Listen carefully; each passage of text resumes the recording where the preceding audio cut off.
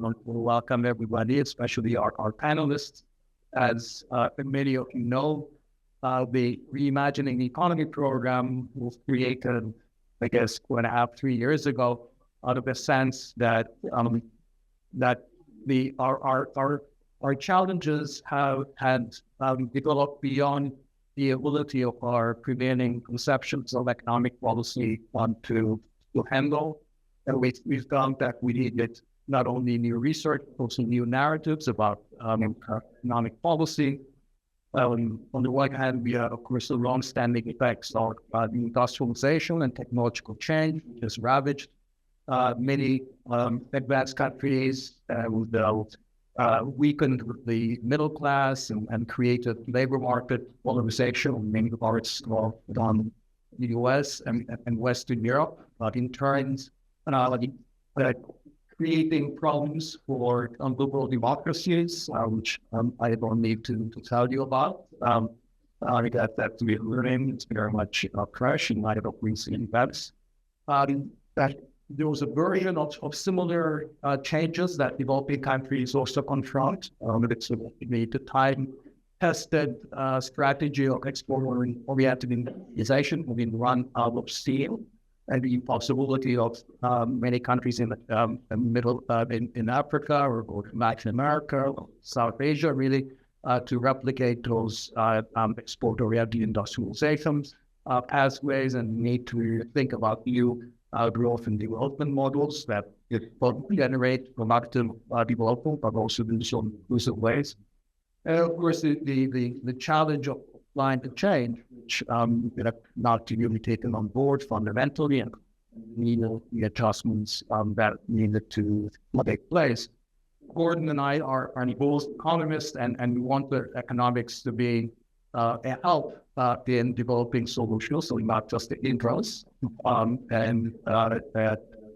And we wanted to combine research in economics with a few other strands, one of which was to reach out to non-economists. And so I think one of the features of the Reimagining the Economy program are actually to reach out to sociologists, organizational theorists, scientists, legal scholars, and to also learn from them. Another is to reach out to actual practitioners, because a lot of the solutions that we're talking about building cross-sectoral coalitions to coordinate global economic development, the actual practice in many ways has gone beyond our sort of conceptualization.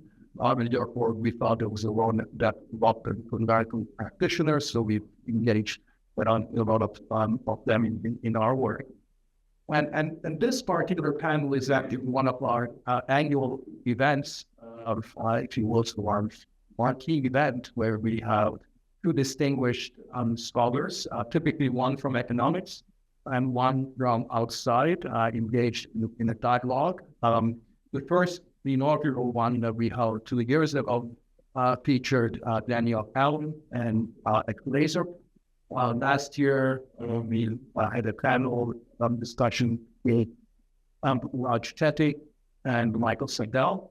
And this year, we're extremely happy to have Sam Bowles and Shis from us. So I'll just say a few words about them. We don't need lengthy introductions. Sam Bowles currently is a research professor at the Stanford Institute.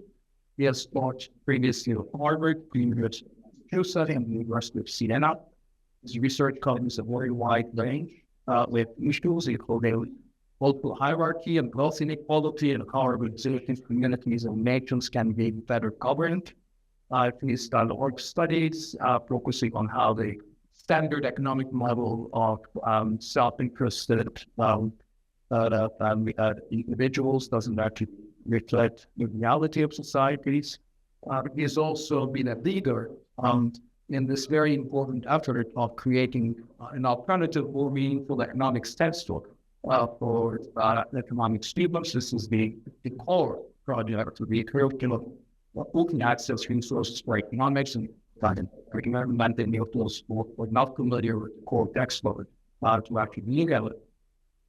The range and fascinating nature of the work, I think, is as stood to by disciples of some of his writings and commentaries, I'll just use a few. It lies in Marxist economics and education. The deaths of Homo economicus. Good incentives are no substitute for good citizens. And my personal favorite, 300,000 people are missing from economics. Amy Kapczynski is professor of law at Yale Law School. She's also faculty co-director of the Global Health Justice Partnership, also a co-founder of the Law and Political Economy Project, and that was also a very interesting blog with very nice discussions that you can follow. He has been on the forefront of practice-oriented scholarship in several domains, including health justice, the political economy of technology, and more recently, industrial policy. Her research focuses on the deep roots of contemporary inequalities, as well as the frailties of our democracies. She has worked closely with social movements involved in campaigns for access to medicine in the US as well as internationally.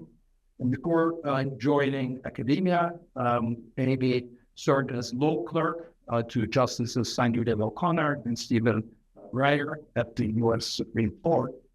And in particular relevant to our work here at the Reimagining Economy Project is her recent paper with Joel Michaels, Administering Democratic Industrial Policy, which is really a paper on how to make practice of industrial policy both more effective and also democratically more accountable, using the tools, reorienting tools of the administrative state. I think that's what we're online. I would encourage people to read that. So with that, what we're going to do is I'm going to ask each of our speakers to say a few words at the outset about the state of economics and what they see about sort of the role that it has played in our current predicament, ultimately driving us towards a conversation on how better economics paradigm will be developed. And we'll have some interchange back and forth, and then after that, I'm going to open it up for questions and comments from the floor. I'll ask them who start us off. I think you have a couple of slides, so maybe we can first. Yeah, I'll use one, maybe. Well, thanks, Dani. I can't imagine a more convivial presenting. Why don't you put that off? I'll put that up in just now. We're going to turn it off with. I hope I haven't revealed any secrets. I want to make the case that economics today is in a situation very similar to what it was at the end of the Second World War. At the time, we knew we faced huge problems: the Great Depression, but also the problem of development in the Third World. The fact that the capitalist countries felt challenged by the Soviet Union and the communist countries. There was a lot going on that people felt at the time economics had so little to say about. But the main thing was the Great Depression was just too big a thing to ignore if what you were learning in the basic course of this Marshallian economics, which is what they were, in fact, Marshall was tasked. Essentially, the interesting thing about that period, I mean, the late 40s, early 50s, is that's not what economists were doing. As Paul Samuelson later said, any economist under the age of 50 already knew about aggregate demand. That's what they were doing their research about. But the undergraduates were not hearing about it. It was not in the textbook. Absolutely not. So when Samuelson, 1948, textbook, which actually set the standard for almost half a century after that, what Samuelson did was incredible. He began his book with the problem of aggregate demand and the Great Depression. The first discussion question is, how do you think you will deal with how will you fare in the next depression? That was the first question for discussion. The second one. That was on people's minds. Now, having started with that question, Samuelson didn't just have a nice motivational beginning. He found that he had to turn the whole book upside down. And that's what he did. The first part of the book was on macro. In fact, all the major sections of the book had the term national income in the title, by which he meant aggregate demand, even the micro part. The micro part begins on something like page 457, a chapter of 10 pages devoted to what he calls the doctrine of supply and demand. And at the end of that section, he says, that's all there is to this doctrine. It only remains to figure out when we can use it and when we cannot. And when we can use it, basically, he said it was for shopping and for achieving agricultural industries and forget it for the rest. This was a really dramatic change in the textbook. Now, if you think about that, are we not in a similar situation today? Okay, now could you put up the slide? My team and I have asked students all over the world on the first day of class, before they've heard a word about economics, what are the main problems that economists should be addressing today? These are, thousands and thousands of students all over the world from these countries that you can see. This is the word cloud. That's what they think economists should be addressing. And by the way, in 2016, at a number of places, people entered the word Donald Trump. And it goes to 2016. But in any case, just look at this. Now, if you look carefully, you'll see some of the traditional topics which are taught in the course, they're there. You see, there's unemployment, there's inflation, and so on.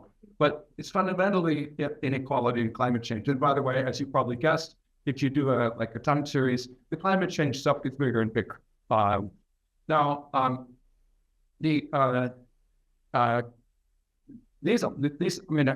These have substantial economic components, obviously. But textbooks are still basically Marshall plus now Keynes. That's what you learn in intro. Now, of course, in the advanced courses, you might learn some game theory, you might hear about some other things, but the topics which we would need, if we want to address these problems here, things like, for example, strategic interaction, limited information, conflicts of interest over contracts that are incomplete, for example, declining long-run average cost industries in which marginal cost pricing is, of course, an impossibility. These are all things, if they enter into the textbook at all, they'll be in chapter 34. It's also called summer reading. It's also known not to be able to take soundness. And it never, guys, if you doubt me, go and look at the textbook. Look at whatever favorite intermediate microtheory textbook you're taking, for example. So that's kind of still marginalized. They put those things at the end of the book. Why? Well, there's two possible reasons. One is indolence, and that is they don't have the energy to put it at the beginning. But they're probably intelligent too, because if they put those things at the beginning of the book, like Sandless, and they'd have to rewrite the rest of the book. And they didn't do it. Now, that's a tragedy, because we have the tools. Think of what we have learned since Samuelson wrote his book, or think of what we even knew at the time. Samuelson picked out Keynes, added to Marshall, and we got some pretty good textbooks. Sure. What about Hayek? Hayek was a contemporary. Hayek had a lot to say about limited information, which now is of relevance not simply to the critique of central planning, but to understanding how corporations work. Why labor markets, for example, are not characterized by complete contracts, and the same thing with credit markets and stuff. Why did we not take on board Hayek? I think probably political prejudice was the reason. People didn't like his conservative conclusions, and so they, in an extraordinary lapse of scientific judgment, did not take seriously his economics. What about Schumpeter? We're interested in growth and innovation. What happened to Schumpeter? Or what happened to Coates? You can go on and on. What about von Neumann? Samuelson didn't like game theory, as von Neumann said he wasn't very good at it. But you don't have to go 50 more years without taking seriously that if you have an economy which is characterized by incomplete contracts, that economy in which firms and other organizations are price makers, not price takers, to ignore game theory that long is something which I find hard to understand why it happened. So I think, again, if Samuelson were alive today, he would say the same thing. What's in those textbooks, including most of the intermediate textbooks, is not what economists do today, either in central banks or in academia. We don't use those models that are fundamental workforce models for research. Of course, we use standard models with incomplete contracts, limited information, and so on. That's the standard. So we're doing it, but we're not letting it on. Now, I think there is a new paradigm in the scientific paradigm idea of Thomas Kuhn.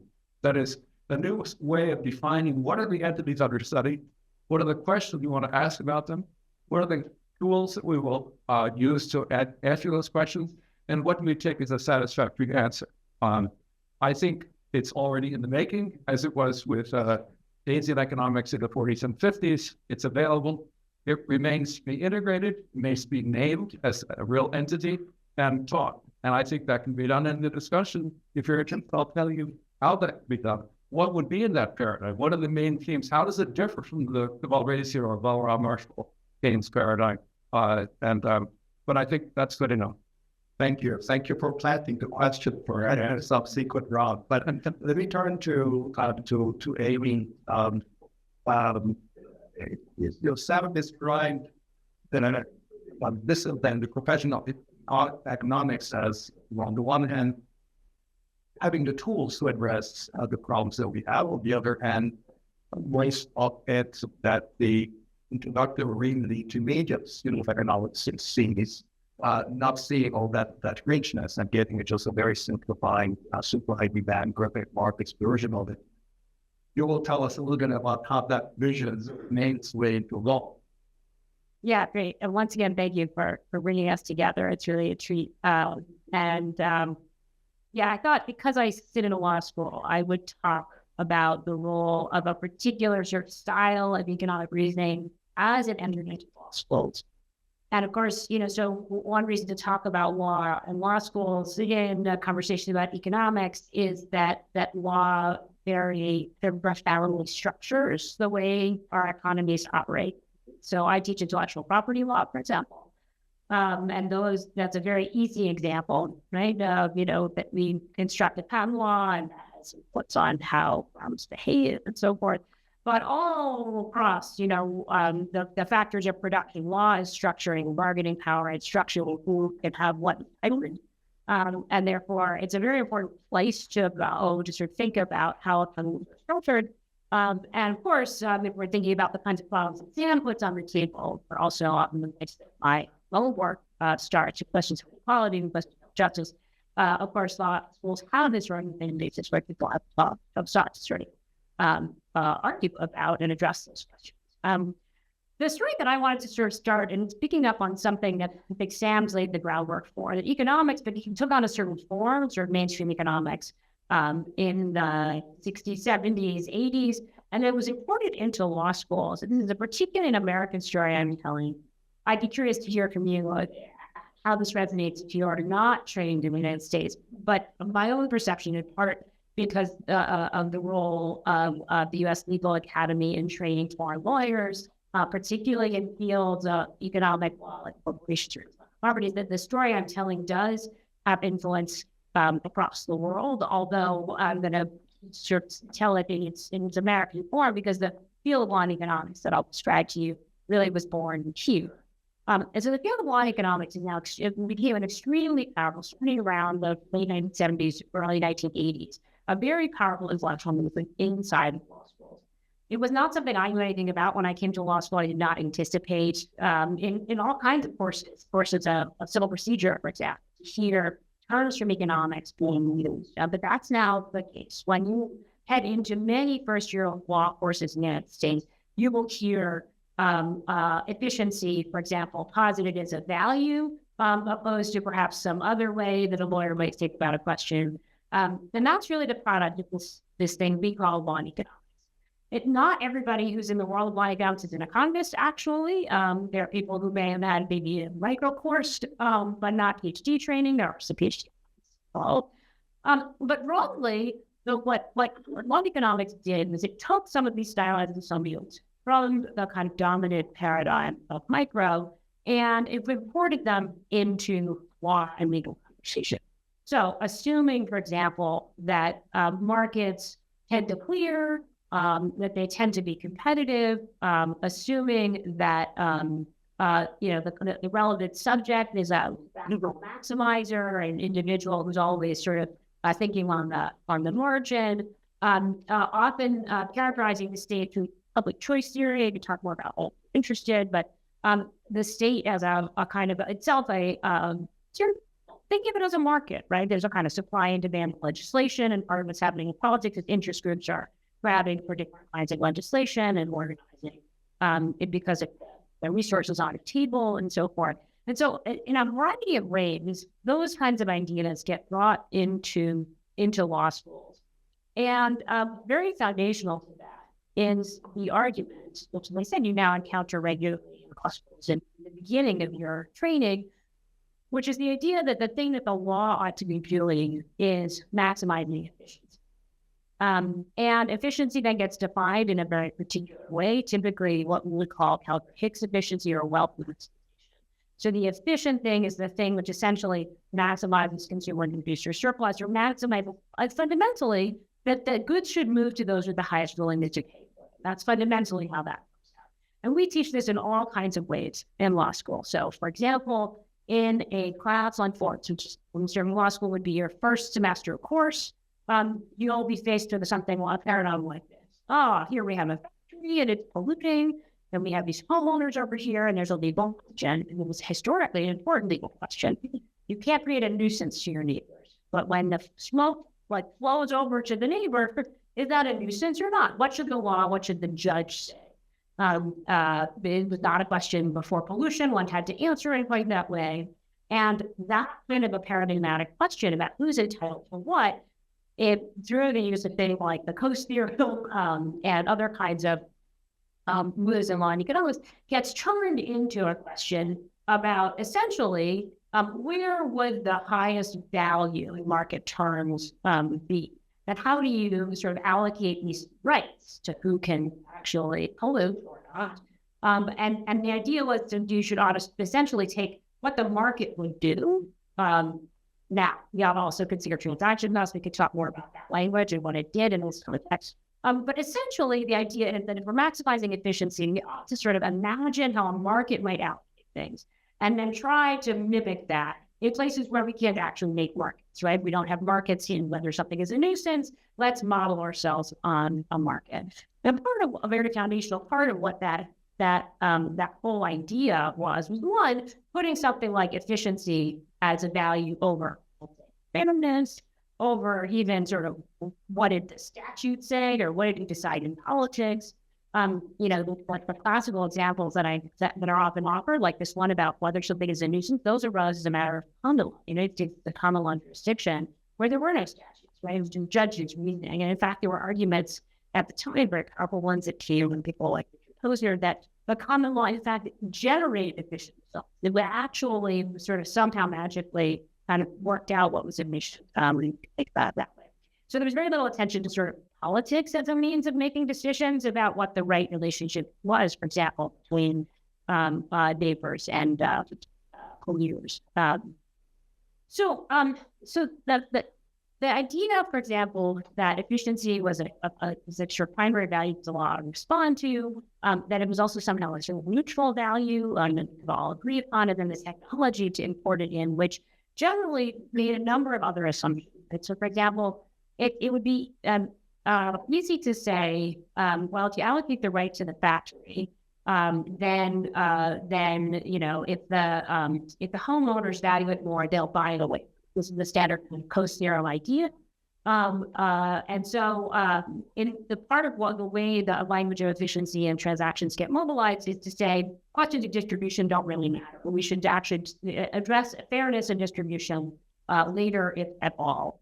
For example, either because if you let people transact, the efficient thing will happen, and all that will matter if you give the right to the factory versus the right to the homeowner is essentially who has to pay for it. And then it's an irrelevant question. And in the general story, there's actually a famous set of law professors who developed, they call it the double distortion argument, which says we should never care about distribution first. We should always only care about efficiency first, and therefore always maximize efficiency and do the efficient thing. And then when you read that into things like the administrative state, for example, you end up with an idea that the administrative state, when allocating something like, where should the go? Should sort of look to a market, and where's the highest value in the market? So who has the highest willingness, also, by the way, ability to pay for it?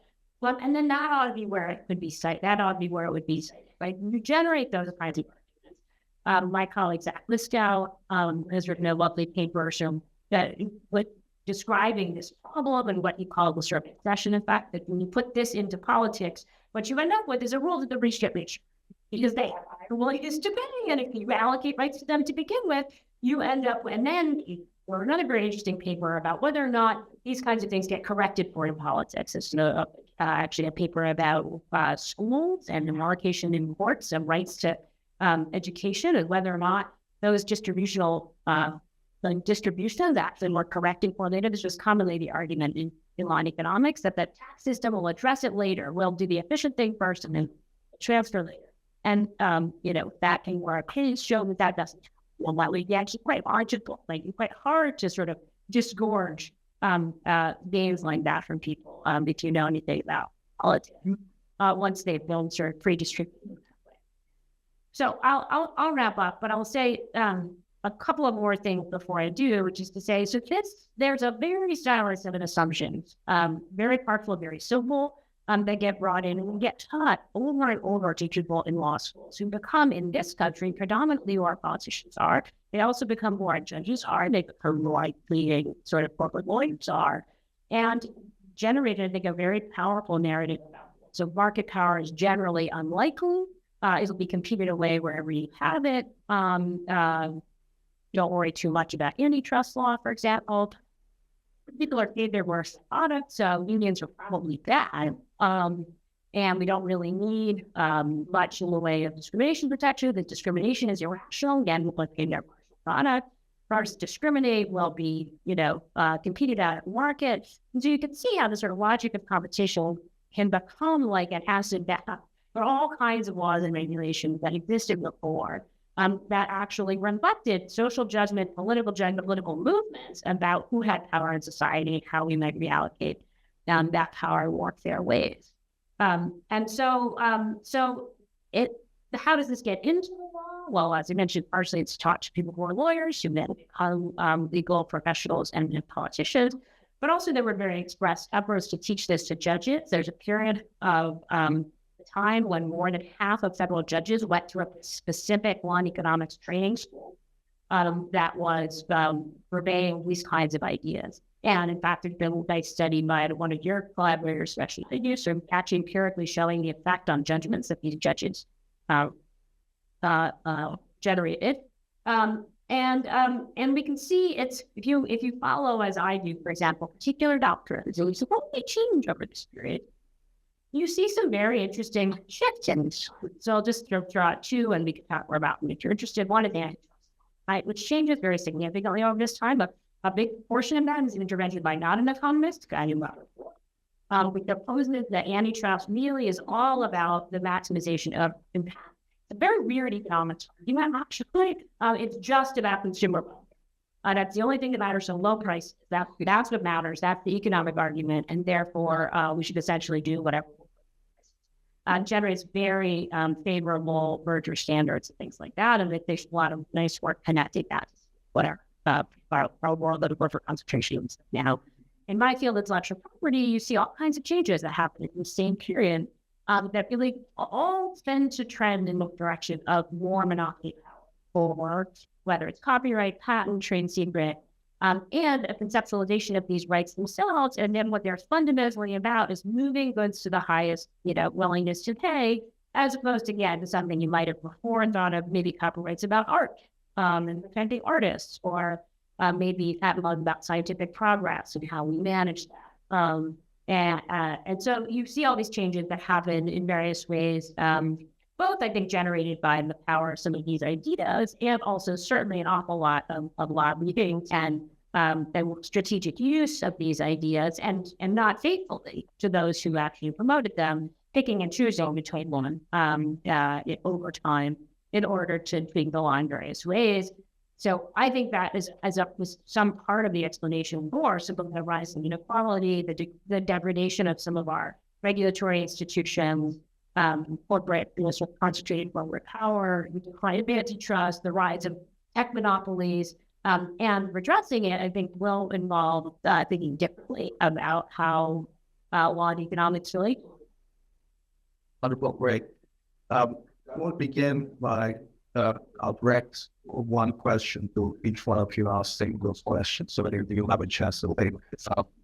But the question to you, Sam, is, so when it was, I think you made a very interesting point of what is comparing that moment to 1948, when Samuelson writes its initial early textbook and starts on macro. That when you were describing that, did you mean that that was a successful movement within economics. That what Samuelson achieved was a success for a while, and then sort of what has happened that our challenges changed.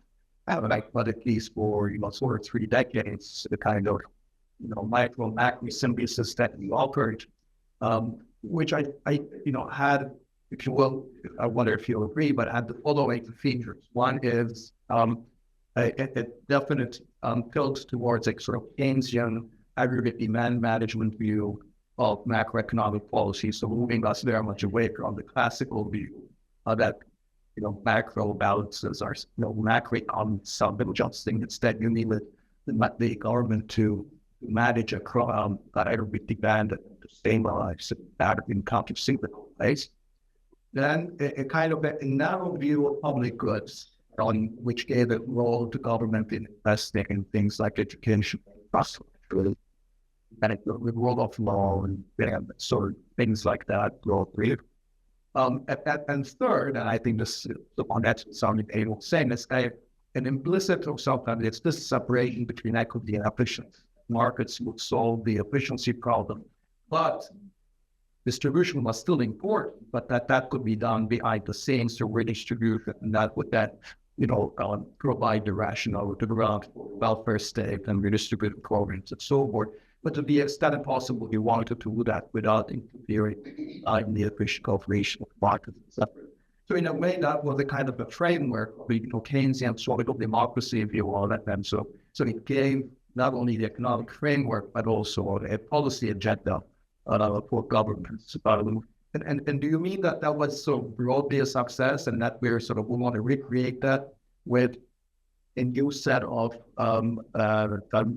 cornerstone on benchmark models, or do we need to go to a different view, which might be let's understand this incredible richness of the profession that you have a library of models that have to do the trick is really to figure out which one it will apply to whatever context, and rather than necessarily now fixate on a different set of benchmark models fit. Sorry, that was a long way of putting my question to you. Maybe it's less that. So I will, Amy, I wanted to ask you, by the time of these ideas about the, not from economics made their way into law, I mean, all the changes that Sam was describing were already underway. That economics was becoming more sophisticated. We had all these models of imperfect competition, incomplete contracts, gains theory, where you could even use asymmetric power and things like that. What was it about law that really sort of made it so receptive to this very simplistic view that wasn't even one particular model that even in its own right was wrong? I mean, the Borgian view that only seemed to maximize consumer surplus is wrong even within its own mode. And so is it organization? You mentioned lobbying and other things. Can you say a little bit more about this sociology of the profession, whatever it is that made it so appealing, that particular view? Yeah, well, okay. With Sam listening to success, well, he had a very interesting idea. Most people don't realize this. He had the idea that if we just practice Keynesian economics well, we would get back to a world in which the standard neoclassical model would work. So his idea was we have to do the Keynesian stuff so that what he called the classical verities would be once again proved. That was his idea. Well, the classical verities were bad economics. We now know that if you take seriously the authors who I mentioned, and we've learned since then about incomplete contracts, vehicle economics, and so on. So somehow bringing back to the throne the classical verities was a bad idea. And in any case, there was no symbiosis. There was nothing in the micro that he taught that would help you understand the macro. Think about equilibrium. Think about all we've learned. The fact that the labor market doesn't clear in equilibrium. Therefore, we have equilibrium unemployment. The fact that the credit market doesn't clear in equilibrium means we have credit-constrained households, which is one of the reasons why income shocks lead to expenditure shocks, which is the basis of the multiplier. So all of these new ideas in economics, last 30 years or so, you don't find them in Samuelson. He doesn't think we needed them. but we absolutely do need them to make sense of macro. So I don't think his strategy was a good, clearly getting Keynes on the table was excellent. But if he thought that once you instituted a full employment economy, you could deal with just Paul Rao plus Marshall, I think it's fundamentally wrong. Now, the question of the separability of distribution and allocation, when we think about this idea of compensation, then there is the question, well, does the compensation actually matter? And that's a fundamental question which ought to be raised. But I think some of the separation that people would like to have in economics is many economists are uncomfortable with normative ideas, and they think it's really, it should be somebody else's problem to think about what's a good and a bad allocation. And I understand that. I mean, we're not particularly skilled at that, and there's no reason to think we're experts at it either. Our job should be to clarify the trade-offs and so on. But I think what's important is this. Both the fundamental theorem of welfare and the Coase theorem have the same point, which is allocation and the distribution are separable. They're separable in the following sense. The second fundamental theorem says any distribution of welfare is supportable by some allocation followed by exchange. And that's essentially what Coase said as well. That is, if you have unlimited bargainings, you can get to an allocation that's sufficient, whether it's just or not. Coase always stressed, we're abstracting here from questions of justice. He did not say it was something important. He said, I'm not talking about that. Now, that's fundamentally false. It is not true that you can separate the two. And the reason is this. Some distributions of wealth are more efficient than others. And if you think you don't quite follow that, I'll tell you something that'll shock you even more. In very standard models now, I can give you a confiscation of wealth from the rich, allocating it to the poor, followed by a system of taxes, which is Pareto improvement. That's what I said. A distribution of wealth can be Pareto improvement. Why? Because we now know from principal agent models that letting a person be a residual claimant, if that person is the one performing the task in which you can't write a contract, that's an efficiency enhancing thing. Like, for example, letting a worker be the residual claimant on the worker's quality of the work activity. That's an argument for a worker-owned firm. But you're not going to get a worker-owned firm if you have wealth inequalities of the type we have. But the basic idea of the fundamental theorem and of the Coase theorem with respect to those issues is just false. I mean, I know that it's false. Anybody who does microeconomics theory knows that it's false. We even knew that some of these things were false then. I mean, I taught advanced micro here for many years, and we knew a lot even then about this. And what we were teaching was basically, aside from the fact we're mostly teaching applied math, I mean, we're just basically teaching very different ways of doing marshalling or while-basing involved. Now, the third thing about, I'm not arguing, by the way, for the non-separability on moral grounds. Of course, I think we should talk about justice and so on. I'm arguing that on mathematical grounds. The last thing about paradigms, I discussed scientific paradigm, and I think we're as unlikely to escape having a common paradigm as we are to be speaking a common language. Scientific progress takes place in part through establishing a common language of exactly what Kuhn said, whether it's chemistry or economics and so on. I think actually economics fits the Kuhnian model much better than physics, which is what he was mostly interested in. So I think we're doomed. We're going to have simplification. We're going to have a view of the world that's either this way or that way. And within that framework, there's obviously many, many models that can be used. I think when you think of a model, you think, well, what should a policymaker pick up to try to understand, well, this is a problem of, say, rent control or minimum wages or something like that. Now, obviously, those models are hugely variable. But I think it does make a difference what we all learn as the benchmark. If the benchmark is perfect competition among a bunch of price takers with a Pareto efficient outcome, that does, it biases how we look from. It tells us what to look at and so on. So I think a plurality of models is important, but I think we're more or less doomed, and I would say happy to take on a common framework. I don't think science progresses unless people practicing in the field have a common language which is more or less understood. Now, obviously, it means we can get stuck in a bad place. In the kind of Kuhnian world that I'm talking about, it's very easy because a paradigm will persist over long periods of time. Why? Because it's pretty good, because it has a common language. And the interlopers and the people like me who've been trying to sort of say, suggesting something new, we don't really have our act together yet because we haven't really fixed out all the things. So sometimes you get stuck longer than you should. One last thing, pluralism. You may I mentioned a whole lot of authors, and I think they should all be probably learned from. Did you notice that they're all conservatives? Isn't that interesting? Coase, Schumpeter, these are people I learned a lot from. Lynn Ostrom, she was a closet libertarian, by the way. Who cares? I mean, so I'm not talking about ideological pluralism. Of course, we want to do that.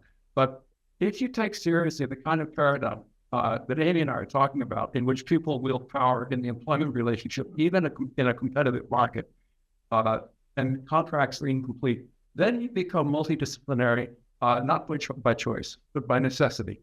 Now, very often, we economists criticize, why are you not interested in things outside the boundaries of economics, like religion, family, whatever? Yes, of course, it's interesting. We can apply models to but the kind of question I'm asking is not some exotic thing like the family or religion or schooling or something like that, all things I've studied, but rather the very standard questions of economics. How are wages set? Now, if you're interested in wages, no one would say that's outside of economics. How are wages set? Well, they're set by some combination of market forces, which we understand, the exercise of power by employers over workers, threat of firing, and the social norms of workers and employers that they bring to that setting. So already necessarily to answer standard economic questions, you have to bring in sociology, forms, Durkheim, and so on, and the exercise of power. So I think this should be just a matter of good science. You're trying to understand something. You cannot ignore the insights of other disciplines when they bear on your subject matter, as they now necessarily do. Okay. Okay, so I think one thread to maybe pick up on is the tension between your question to me and Sam's response to you, which is to say is the thing that went wrong in law and economics, that we use old economics and we need now better models, and we need to figure out how to get the good empiricism in, or is there actually fundamentally a different model necessary because the mental model and the basic suppositions of the conventional model that would work? And I think I tend to think that that's really like looking through the lens of the law, that these are the basic models do a lot of work in describing who people are, how the world works, and that particularly when you're in institutions where you don't have the level of sort of PhD study, but you're people in law schools often get about it. Maybe they took a micro class and we changed those, that would help. But, they get about as much economics as you can stick into a torts class and a bankruptcy class. And it's not a lot of economics to get, right? So there's some necessity of it being simple once it gets outside of the kind of core discipline. It also isn't very well disciplined by the discipline itself, right? You don't get, I had a colleague who's a law and economics person who said out loud in a meeting, I would say a year ago, that he had just recently discovered that we need to take minimum wage, think differently about the minimum wage, and take labor unions seriously, because there was now evidence of market power and monopoly.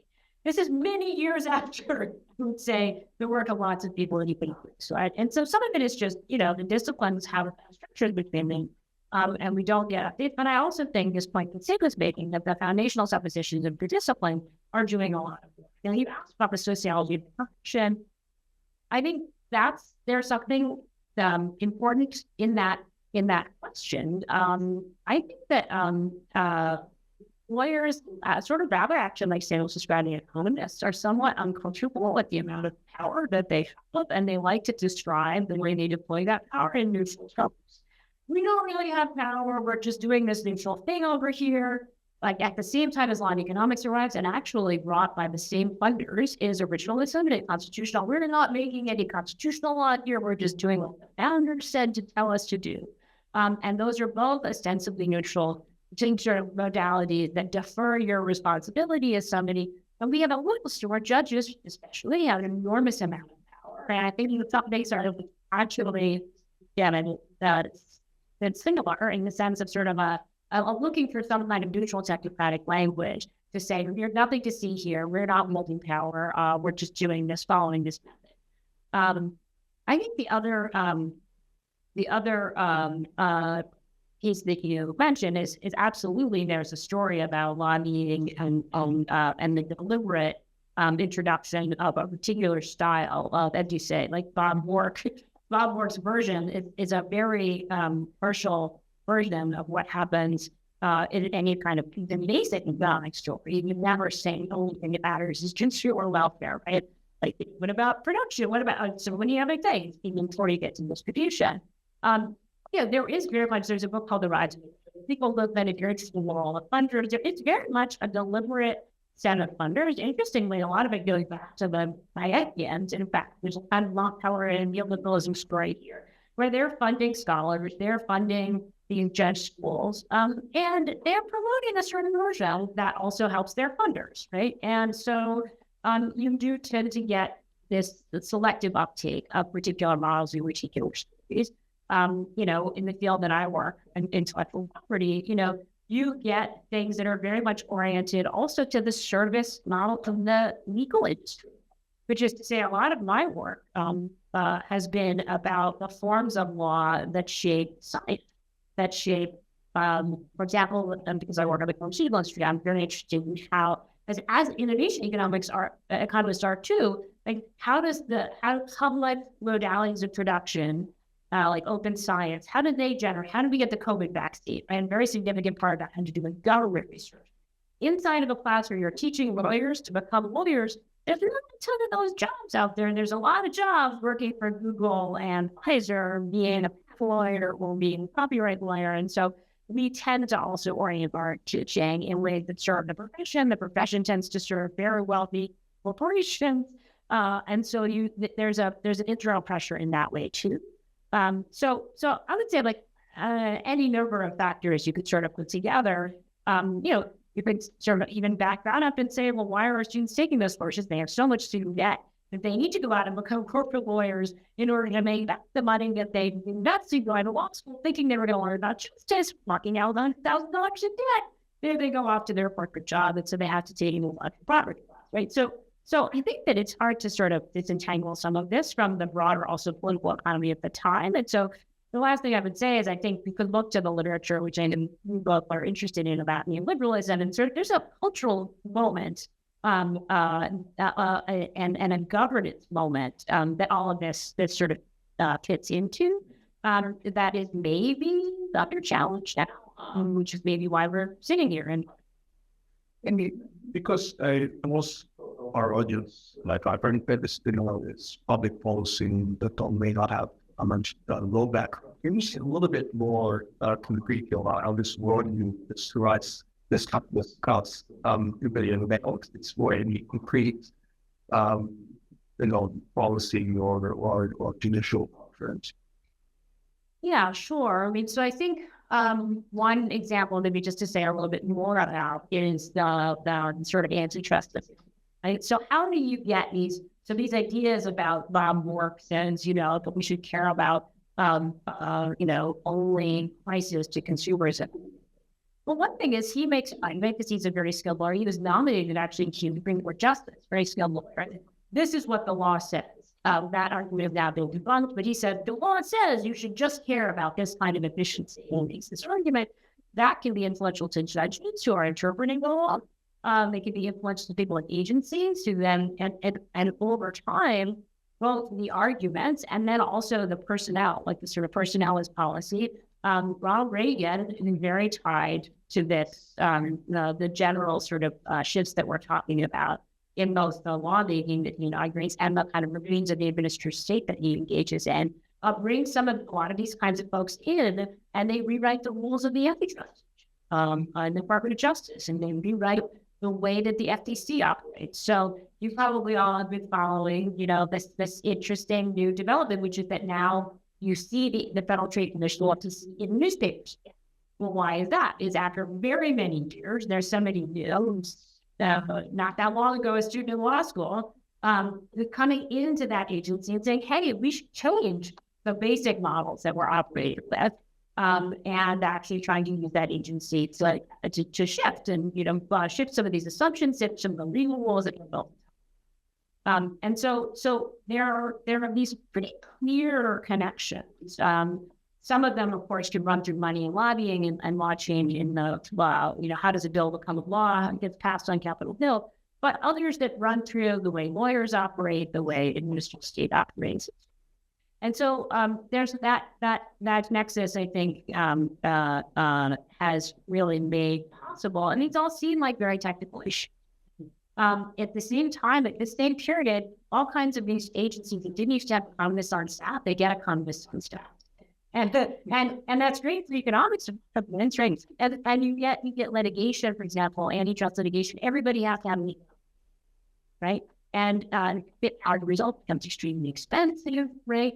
And you end up with the PhD economists sometimes, or business school professors sometimes, right? With their own mental models and their own also who's paying them coming in. So those are a couple of ways that this has happened in a very particular context. And happy to sort of offer other examples. One thing that I think is very interesting is that this wasn't just happening in the business law domains, actually, but I think some of these ideas, these sort of mental models about what matters, became powerful in other fields too, right? So if you think about anti-discrimination law, and how you should think about what counts as discrimination, that's constitutional law for us. But if you come in with an idea that, well, discrimination is sort of a ritual, it's not going to persist because, market's clear, as opposed to thinking, as I would say, many people who work on race and racism in the economy now might think actually, they might use game theory and talk about how you can have a cartel, a kind of like racially exclusive cartel, or they might think about the returns to sexist or racist behavior. They might think about market imperfections and why these things don't work their way. All of those things don't get discussed. You instead get this model that and discrimination will kind of disappear, right? And some of those kinds of assumptions also you find in other areas of law having their own kind of influence, maybe through similar somewhat distinctions. So let's turn now to to what the new paradigms should be. Stem, you were saying that we've got to get we've got to get our act together and recognize that we'll, sort of the new benchmark is, well, maybe not even a bad thing. We need to that every paradigm works in so benchmark. So what would that be in your ideal world in economics that could address the problems that Okay, I want to say two things. One is there is a benchmark, and I mean there are many, but there is a particular project which has produced a whole series of textbooks which articulates a very different paradigm from the standard Marshall microeconomic Marshall-Kapczynski paradigm. So it's already there. Dani generously mentioned it. It's called the Core Project. It's free online. It's on your telephone. Look it up. I won't be insulted if I see on your telephone right now. It's being taught in a substantial number of top universities around the world, including Oxford, UCL, Princeton, etc., Yale School of Economics, and so on. I think it's being taught as the intro course in something like 2/3 of the courses universities in the UK which have an intro course. So this is happening, and it's different. But to go back to Kuhn, what do you mean by a new paradigm? I'll give you some examples. If you have a paradigm with something, again, whether it's biology or whatever, you have to make some fundamental commitments about how you see the things you're studying. So, for example, what are people like? Well, we know what people are like in the standard neoclassical framework. They're homo economicus. What we know from behavioral experiments, all the and so on, is people are not like that. They're a combination of things, including other regarding preferences and so on. So you start with an assumption of what people are like. Then what are social interactions like? The standard paradigm says we're exchanging stuff in markets, in competitive markets, with complete contracts. Well, That's not what social interactions are like. We also run into each other in traffic. We sneeze on each other. We infect each other. We inspire each other, and so on. So there are all kinds of social interactions. Again, this is not news. This is Thomas Schelling or Herbert Simon. You know, have to censor it as well. But and bringing those things to bear, of course, are important because those are non-market or only semi-market interactions. Or ask yourself, what information do we have? Well, in the neoclassical model sense, everybody knows everything of relevance. We have symmetric information. And obviously, again, we know that's not true. We've now developed a whole series of models about how that works. And that then gives rise to the fact that when we do have contracts, they're typically incomplete and not complete. And that means that the equilibria, the Nash equilibria of those models are always straight up inefficient, not sometimes, always. That gives you a different view of that. Technology, I already mentioned. In the neoclassical model, one of the embarrassments that we have as teachers is we don't teach the students we have flat or declining cost curves. Students are puzzled by that. They said, oh, large firms can probably produce stuff cheaper than small firms. So you have to kind of teach them, well, that's not the way we teach it. If you enter a world in which the cost curves fall, think about it. Then you don't have supply curves, right? There's no supply curve. So what are you going to do then? You have a different model of the firm. Or if you think of, I've mentioned competition already. I've mentioned the question of power. What kinds of powers are admitted to the analysis as opposed to a broader ones, in which principals exercise power over agents and so on. Policy is very interesting. I think the standard paradigm that's taught is way too favorable towards public policy. It doesn't have a critique of public policy. It does occasionally talk about market failures, but in the textbooks, do you have a systematic treatment of government failures? Rarely at all. And that's an error because we should take over from the critics of public policy, one I've mentioned already, that's a problem parallel to market failure and should be considered along with it. Finally, I've mentioned different evaluations. So I think there is, could you put the next slide up? There's something going on in economics, and I would date it from 1970 approximately. What I've done with, of course, a big team of people is I've studied 27,000 papers in the top economics journals since 1900, using a machine learning technique called maybe some of you know, I won't try to explain it. We extract from these texts what were the topics on the minds of the authors when they were producing their texts. Then what we've done is these are topics, and the numbers don't mean anything, but we amalgamate them. These are market-like topics over here. Over there are state-like topics. And up here are what we call, it's a new term, civil society, which is roughly community and so on. Next to the vertices there, we have the kinds of topics, again, the machine learning abstracted topics from this massive data set.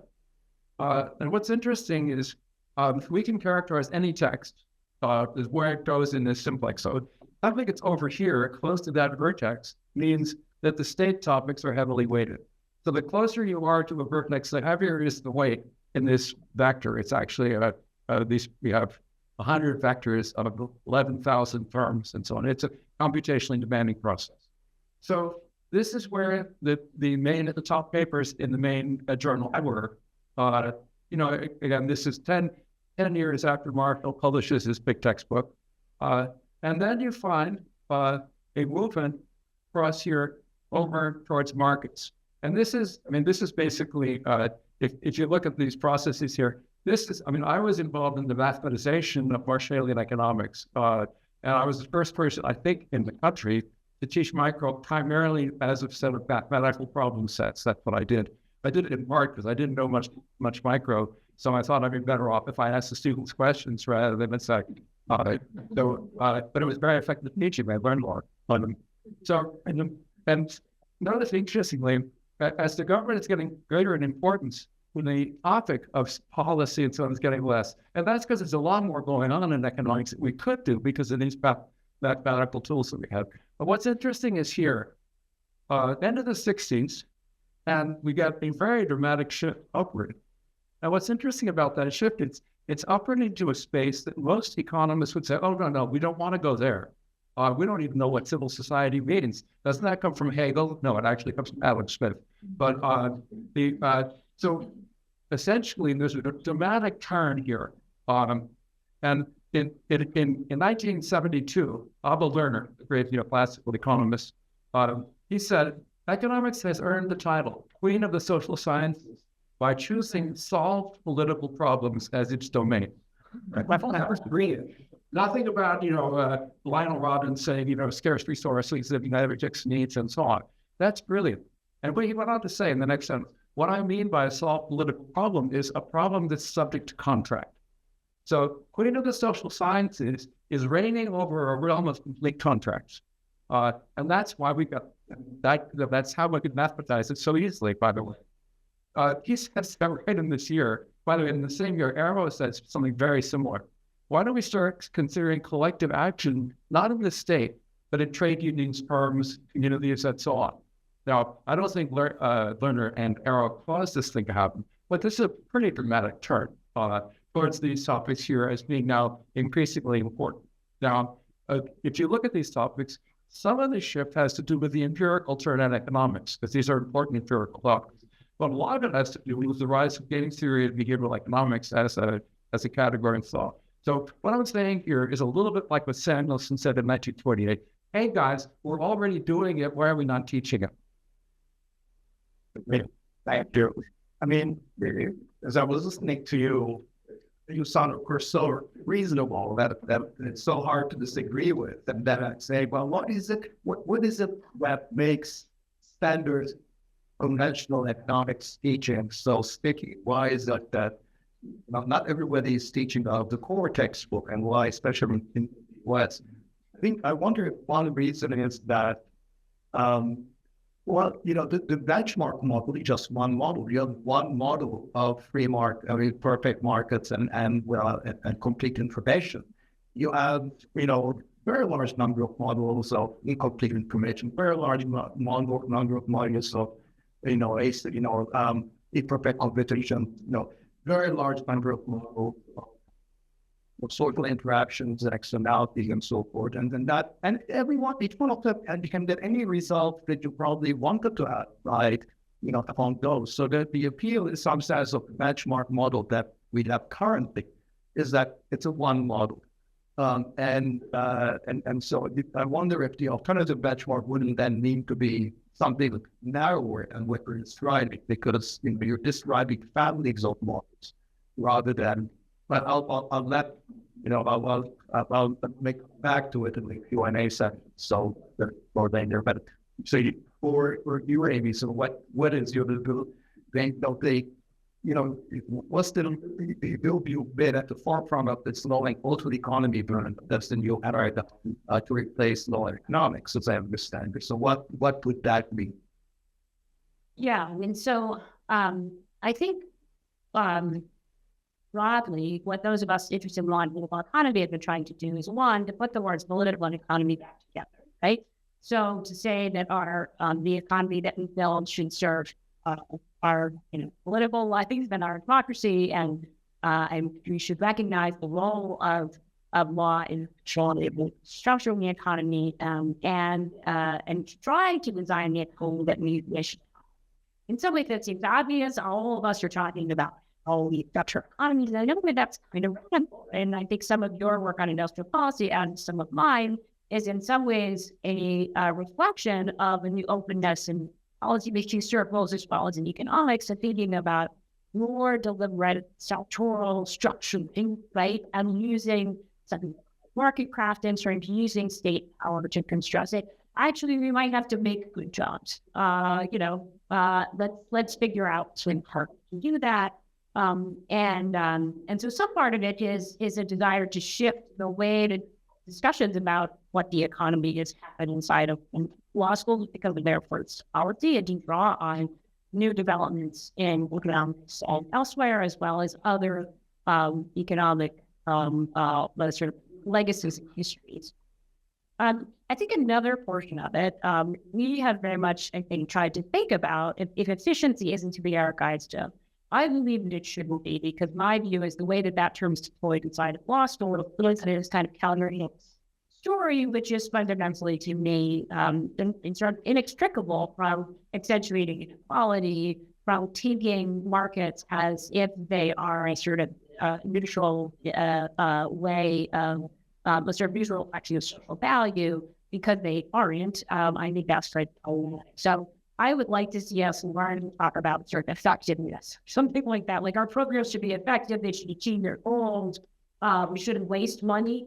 And that's often what people mean. Think you mean you say efficiency, and they think you say 1% don't waste, and that's part of why it's so neutral and so popular. Because, like, why would you want to waste things? No, we don't want to waste things. So agree with we don't want to waste things. Then asking what's another way to talk about the value that we should serve. I think many of us are trying to articulate other forms of value that we should serve. I would say, for me, most often that's the value in democracy itself, right? Self-governance. So when we're at indigenous law, we should have legal law, we should have. Ideally, we would decide that together in politics. Why does that appeal to me? Because democracy is a place fundamentally of equality. It is based on a principle of equality, and that we ought to go together. That isn't to say our democratic institutions are good and good at reflecting the preferences of different people or the choices that different people make. And so one of the things that I think comes out of this set of impulses and arguments, right, that we ought to construct the economy we want, that we ought to look towards equality like politics, and where everyone gets actually the same number of votes, not like titrated for the amount they can pay, that you would be, that would lead you then to start thinking more seriously about whether or not we can actually build more democratic institutions to govern. And so hence the work, for example, that you mentioned earlier that I've done on industrial policy and democratic asking questions about, if we were to go in the direction of industrial policy, say we want to have good jobs, what can those of us who study legal institutions do to not just assume, for example, well, let's let the economists and the policy folks figure out the right policy and then implement it in the government, but assume that that's maybe a problematic model, as it is for people who work on the administrative state. Much of the work inside of law school in the administrative state assumes that there's what Sam would call an agency problem in the administrative state, right? That people don't just, that elites inside of government don't just automatically reflect the interests of the everyman, but instead that they're systematically not likely to reflect or care about the same thing that others do. For a long time, we've tried to remedy that inside of the administrative state by doing things like having more notice and comment, right? So let's take comments from the average man. Now, one of the things we've learned is that the average man often doesn't come with comments to the administrative state. And so we need other kinds of tools to think about. And even as we're thinking about things like, having to do industrial policy, part of the way my work has moved, and a lot of people I think are thinking about political economy and law schools, is when I'm thinking about kind of countervailing power, countervailing institutions. You build, one of the reasons there's so much interest in labor, for example, I would say across the board, has to do with these very foundational questions of, how do we get fair employment? How do we sustain good wages? How do we sustain our democracy? But also because historically in the United States, the labor movement has been the source of institutions where ordinary people could make their preference in policy stuff, right? And that might be in part because you could strike and you could actually hold up production, but it would also be because labor unions could form durable kinds of institutional homes where collectives of people who got to vote and maybe depose a leader every once in a while, as has happened recently, get to have a say institutionally in ways that could develop the kind of authority and the kind of complexity that you would like to have a view about what kind of industrial policy I'll be at. Now, I don't think it would be right to say that all we would need in some world of a sort of more democratic control over the economy would be institutions that represented wage workers, right? One of the things that I think we've tried very much to do in thinking about the economy in the LPE world is think about the critiques of feminist economists, right? And about, say, unwaged work, as well as service sector work. So, which is formal work. So it wouldn't. I think we shouldn't see that as a sort of a simple fix. Much less the problem of whether labor union leadership already represents the whole so forth. But that starts to get towards the direction that I think we ought to be thinking about, which is to say more muscular sort of attempts to take big things like finance, to big things like the structure of employment, the kind of job that we have, and exert our collective with people. Now, she's talking about that globally, it's still complicated. But broadly, I think then the question becomes, well, why does it work that way? Given everybody does have a vote, and then you have to start to get into the institutional questions about what it would mean to have more of a share of power for people who have very Great. I have lots more questions, but I think, in the remaining time, we should turn to the audience. And if you can just tell us who you are, and if you're directing your question to anyone in particular, just later. Yes. Hello, my name is Tony Research. In my question is about around education. So a lot of people voted for Trump, hoping they could bring down the inflation, but policies like tariffs and immigration deportation might make inflation worse. So it's just like, the way social media shake the inflation narrative has taken all pieces out of it. So do you think it's the failure of the contemporary economies to get this message across? Thank you. Savvy Warren, I think you should answer that. I mean, you've done that well. I mean, I think so. We put it in a sort of broader way, and then try to Sam or if they need to do.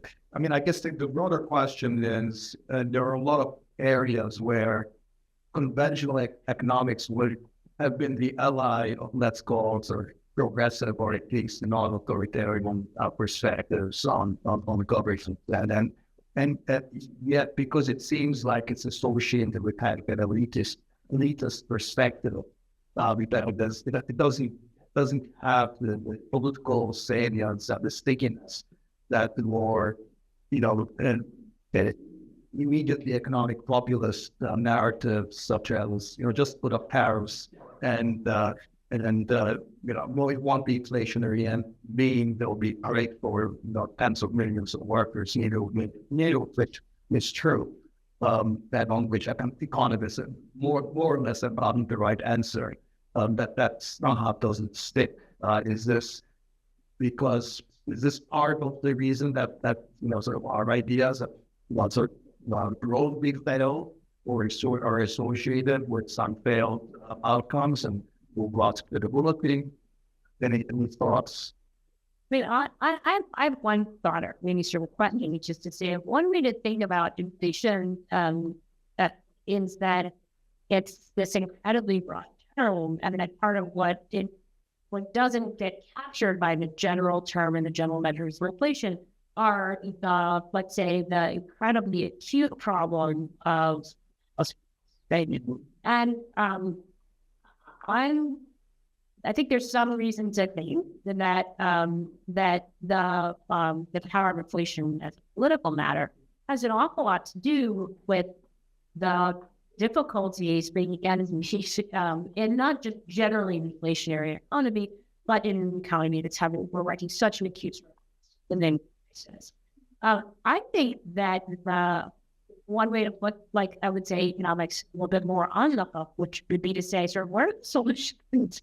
Where are the solutions for the housing crisis? It wasn't like it was so easy for a politician to come in and say, here's the solution for grocery costs, inflation. Here's the solution for housing costs. And that, to me, reflects the fact that some of the questions that Sam is putting on the table and perhaps some of the mechanisms that we ought to be exploring are not very well studied or understood or popularized. And I'm curious whether you agree with that and say that both there's a problem in the sort of some of these aggregate measures don't actually reflect what matters to everyday people, and that's a problem that's very cold deferred to the measures.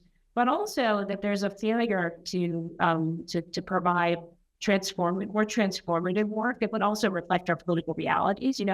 It sort of drove me bonkers when we were in the middle of COVID, for example, and some of my more sophisticated economics colleagues said, like, let's build a giant prize system that it's like, you guys, we have like 3 days. Like, that's not going to work. We're going to need to figure out something that will be. And so, like, some failure to also articulate some of the, incredibly complex, beautiful solutions into the political space that we have, and with like institutions and forces that we have to like make things that are tangibly like, will make things like, yeah. So I'd love to know what the solution is to the housing crisis, and what will economic goals happen in better. Yeah, let's take some more show. I'm Richard Parker. I taught here for 30 years. I'm retired. I'm also the biographer of John Kenneth Galbraith. He taught here at Harvard for a long period of time. And I've been a student of economics since Sam was teaching economics. I'm a little bit younger than Sam. And I've always treasured what I do learn from Sam, so it's wonderful to have him here. I also treasure what I've learned from Dani and appreciate now the LPE blog, which I wasn't acquainted with. So you're on my list of people appreciate it. I love what you were talking about, but I found a couple of things missing, and I'd like you to talk about them. One is the role of war and of the state as a financer of war and its consequences as the American state, because it's a global war and social colonial system, at least in the experience of billions of people. And that military Keynesianism was at the heart, as you know, Sam, of the way that Keynesianism came to the United States and grew in the United States. It was half of the federal budget for the first 25 years of Keynesianism, and even today is $1 trillion when you add in veterans costs. The second is, isn't there a way to think about economics as a lagging model rather than a leading model? To actually take seriously the idea that this is a generation, unlike our generation thought about equality in many forms as an aspirational goal. We weren't there, we wanted to get there. We were in schools that were basically taught by white males, and we were white male students who were studying under white males. That's changed, but in many other ways it hasn't. And why can't we put equality as our forward leading model and subordinate the ideas of efficiency and even of markets to the idea of equality, particularly given that now government is almost half of GDP. When Keynes was first writing, it was 10% or less of GDP. We've got an enormous system of exchange that doesn't behave according to market models. So thank you. I think that was the most.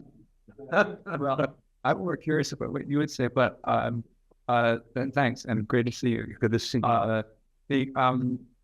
Yes, of course, military spending was one of the main ways in which we got Keynesian economics to be implemented. There obviously were other ways it could have been done. I think, but obviously, my students, when I started teaching intro up here in 1965, the students all were asking questions about does capitalism require military spending and questions like that. And I was thinking, probably not. Probably wasn't the right answer. And we have wonderful examples of very capitalist countries, which are very small military budgets and so on. So I think a lot of I don't think the golden age of capitalism from probably the time when Samuelson wrote his book until the late 60s, early 70s, I don't think that required massive military spending. In some countries, it did have massive military spending. In some countries, like the Nordic countries, it didn't. So I never thought that was an essential, an essential part of that. Now, the idea of making equality, or let's say justice, the key objective, certainly it is. And I think people take fairness and other reasons for egalitarian distribution very seriously. What I think is true, and I'm now doing what Dani's written about, if you think of policy paradigms, not only in scientific paradigms, policy paradigms, the ones who have succeeded have tended to be able to argue that if you do what we're going to say, everybody's going to benefit. There's never been a redistributional paradigm that really worked. So social democracy was not redistribution from the rich to the poor. It was redistribution from the lucky to the unlucky. apparently. And that's why they got away with it. Or even if you think of the free trade movement in Britain in the 19th century. Did they adopt Ricardian economics? Well, if you know a little bit of history of economics, thought you think, oh yes, they must have been really foursquare on Ricardian economics. No, they didn't touch it with a 10-foot pole because Ricardian economics was about distribution. And it's how the landlords were taking stuff and worked in the capitalists and thought they abandoned that. But I think one of the characteristics of policy paradigms is they tend to have a win-win story. And that's true of, obviously true of social democracy. It's true of classical liberalism. It's also true of neoliberalism. So I think that, I think as a moral matter, we ought to put those topics back in the center. And I think economics is particularly ill-equipped because of its assumptions to do that. Let me say just a couple of things about that. Imagine you were trying to have a moral discussion with a friend about who ought to do something on earth. Like, I don't know, do the grocery shopping or clean it. And so I said, well, I'll pick up the kids today, dear. It's more trouble for you than for me. That's pretty reasonable statement, right? Well, I'm sorry, economics will tell you the kind of statement that is meaningless because that involves a comparison of my margin utility with your margin utility. Now, can you imagine? We've accepted as doctrine that we're incapable of making comparisons about your margin utility and mine. Where did that ever come from? Of course, we do it all the time. People who don't do it are most sociopaths. But you know, they're not responsible. I'm not taking proud of the fact that we care about other people, and we think we sometimes can make gross judgments about, well, as a matter of fact, my paying a little higher taxes wouldn't hurt me as much, it would help the person, et cetera. So I think economics is committed to a set of some really deep ones, which we teach our students, and the students must be puzzled at, that we have to abandon. So I think, you know, there are some really important ones, like we basically assume that preferences are exogenous. Well, we know they're not. We know the policies that we have not only do have effects on people's preferences, but are designed to have effect on people's preferences. What's public schooling all about? It's required, and it's really a training course in certain kinds of behavior. Now, we do it all the time, but if you study mechanism design, probably none of you do, it's kind of technical, but as you study the field about what kinds of interventions and how they can work, one of the major results is that, and it's a quite general result. Suppose you're a liberal and you have three objectives. One is you want to have non-coercion, that you want voluntary participation. The other is you want it as a minimum that allocation should be greater or efficient. And the other is it should be true for any preferences whatsoever, because we're liberals, called liberal neutrality in philosophy. We can't essentially specify anything about the preferences. So bring them on, anything goes. Well, the bad news is it can be shown, was shown sincerely in the 80s, and so the Nobel Prizes were won for this, that it's impossible to have all three of us. It's like one of Dani's trilemmas. That is, you cannot both have, and this is without any externalities, nothing like that, but you cannot have both voluntary participation, neutrality with respect to preferences, and greater efficiency as a general rule. What does that mean? We have to care about preferences. We have to put that back on the table. Of course, we care about preferences. Think of ourselves as parents, or teachers, or friends, and so on. Now, that's a hard problem, but we've been on a free ride. Liberalism has been on a free ride for a long time because of the scary problem of when states get involved in shaping preferences. It's often a very bad thing. But we have to get there, or we can't face fundamental moral problems that we're now facing. And I could go on about this. I think economics is deliberately ill-equipped to address the moral problems that we all understand as big moral problems.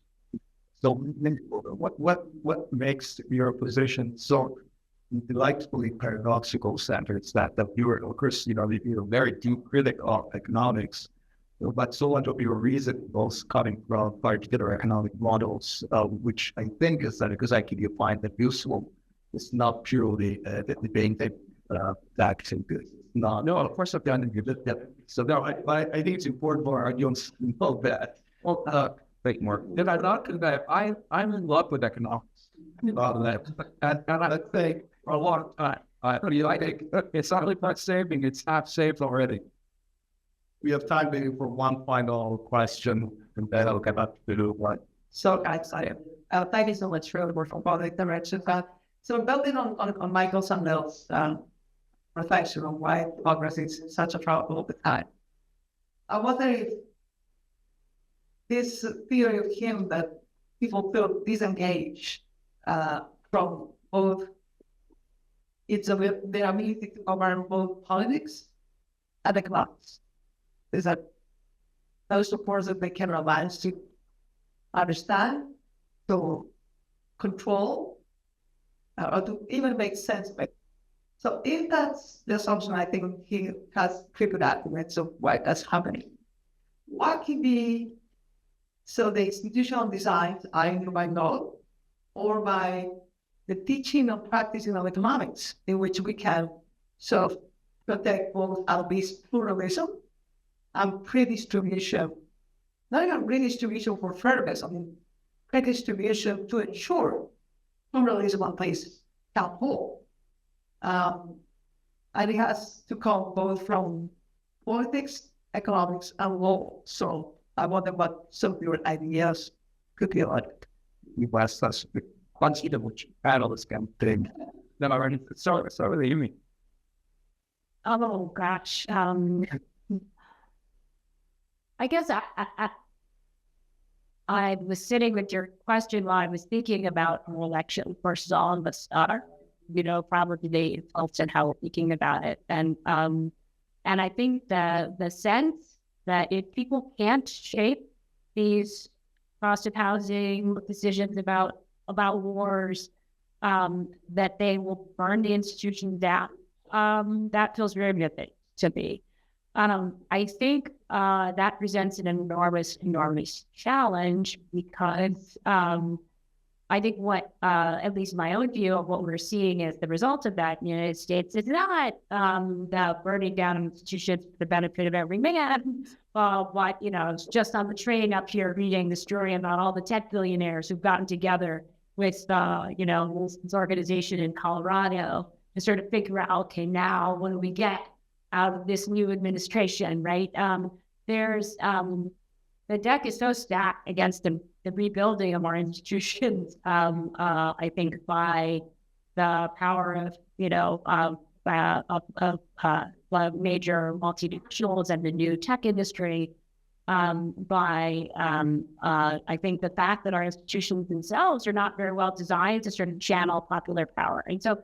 To me, a lot of what I come back to is, of course, we have our work to do as academics to try to figure out what are better solutions, better models. But ultimately, I think the reality is that we will need these organizations of popular power also that can bring people in.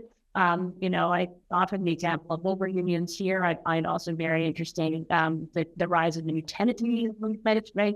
These are movements that are trying to bring ordinary people, including across political divides, sort of through some of their shared interests to articulate, in Connecticut, for example, we have a tenants union that's across the state. And the people are trying to imagine, what would it be like if tenants could actually speak to the legislature with the kind of power and authority that could move elections?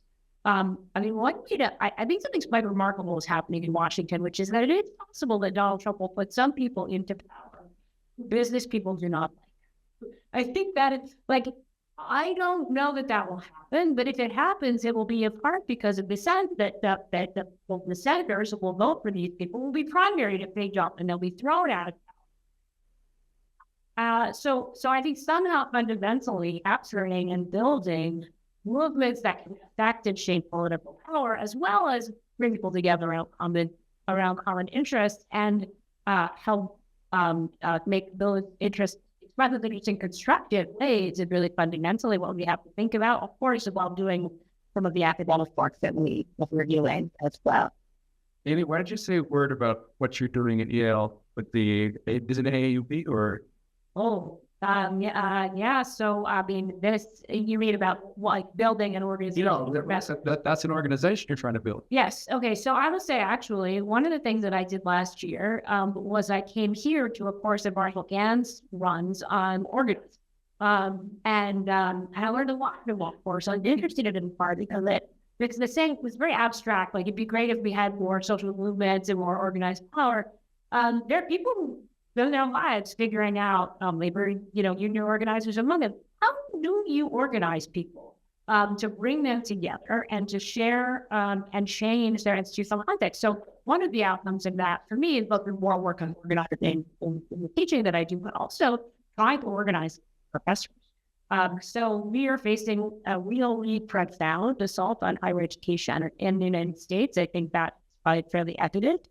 And I think it's something that we will need to respond to, including by trying to have influence over. I learned yesterday that Yale's budget every year is $6 billion. Well, that's a legit spend a year, right? So very, very large institutions, Harvard, probably more, very, very large institutions. How do we as faculty come to have authority over those institutions? If we're going to do that, it's going to be by building actually our own. We can't be a union because the law doesn't allow us to be unions because in private universities, we run the university. Did you know that?